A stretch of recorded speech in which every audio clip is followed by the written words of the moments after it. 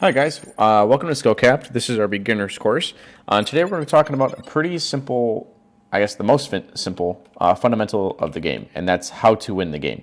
So to compare to other games that you guys might have played, CS:GO, Counter-Strike is a really big, one that people like to mention. Call of Duty, Search and Destroy is very similar too. And if you guys haven't played those games, essentially you have two teams, right? The attacker side and defender side.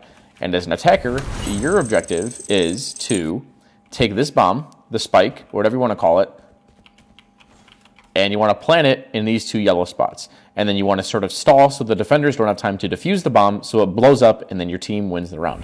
Or you can kill everybody. That works too. And as a defender, your objective is to either kill everybody or B, stall enough time so that the attackers don't have enough time to plant the bomb. They run out of time. If everybody's alive and the timer runs out, the defenders win. That never really happens though. Or you can defuse the bomb once it's been planted and you can win that way as well. That's essentially how you win the game.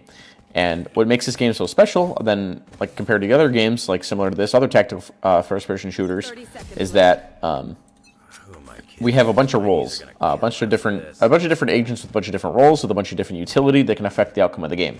Each with their own personality and whatnot. It's really cool. So to start, the guy that I'm playing right now is called Brimstone. So what he does is, I'll show you, right? So I don't know why they're not here, but usually there's blue walls here. You can see them on my mini map. Oh, okay, you can see them on my mini map now. There's supposed to be blue walls here. Maybe if I restart the round. I don't know. Valorant's been bugging lately. I'm not too sure why. Okay, well, there's blue walls here, and if you look at the top part of my screen, you see that there's a timer. I just paused it just because I'm talking to you guys, but once the timer runs down, you basically have 30 seconds to come up with a game plan with your team. So once the buy barrier drops, with Brimstone, you can do things like throw down smokes. So the enemy's buy barrier is like right there and like right there. So once they drop, the enemies can sort of walk out and try to take peeks. So if you want to go through here, what you could do is with Brimstone, you smoke here, like this. So you smoke this off, so then you could safely sort of isolate these angles in here. And Brimstone is a controller, right? He basically controls areas of the battlefield. He controls the pacing. He controls what his team safely can and cannot do. Things like that. He's a controller. And everybody has a couple different abilities. I'm not going to go through each one of them, but like Brimstone has like a molly, so he can like molly out corners in case somebody's in there. A stim beacon that makes you shoot faster. It's kind of funny. He has an ultimate. Every character has an ultimate. Brimstone's ultimate is a big laser that you get to choose where it goes.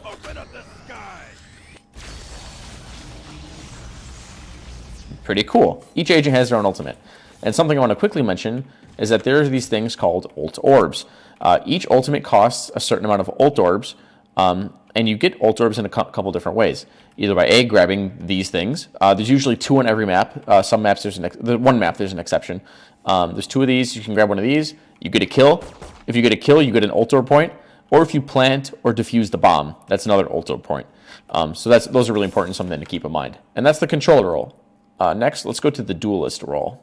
Let's go Phoenix. 30 seconds left. So, Phoenix, or duelists in general, have abilities that can obviously take duels or create space for their team. So, Phoenix, for example, as the barriers drop... Whoops. Oh, well, there's the barriers that I was talking about, right?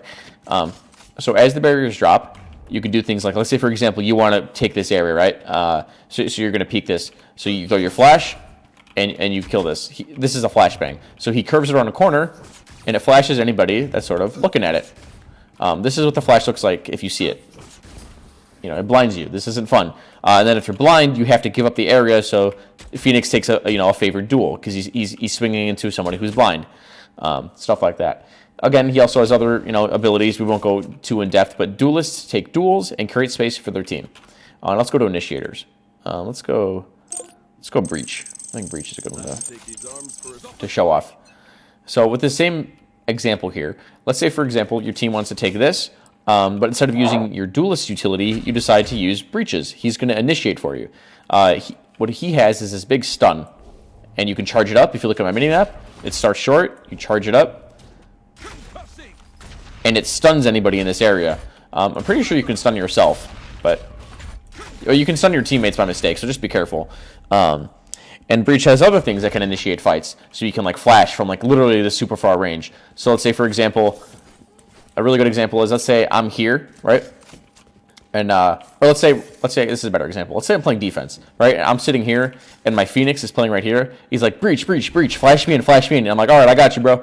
He'll flash, and it flashes on this wall. This is what this looks like. You know, it lasts a long time, and it's really annoying. So breach, he's an initiator. He initiates fights. So that's what initiators do. Let's go to Sentinels. Let's go to Cypher, because I feel like it'd be easiest to explain. Sentinels, what they do is on attack, what they do is they hold flank. So like Cypher has these tripwires. So if my team is on this half of the map, and this isn't, whatever here isn't working, we can know that nobody's pushed out a B main and nobody's going to flank us. And then we can return to this half of the map knowing that nobody's pushed up this far, past this line. You know what I mean? And then on defense, your job is to anchor down sites. So I could use these tripwires so that the enemies run into them, and then I shoot them as they're running into my tripwires. Stuff like that. So that's basically how Sentinels work. They watch flanks, they anchor down bomb sites, and yeah, that's pretty much it. So I explained all the roles, talked about 2 objectives. Economy. We have a whole nother course sort of based on this, but I'm going to go over this briefly.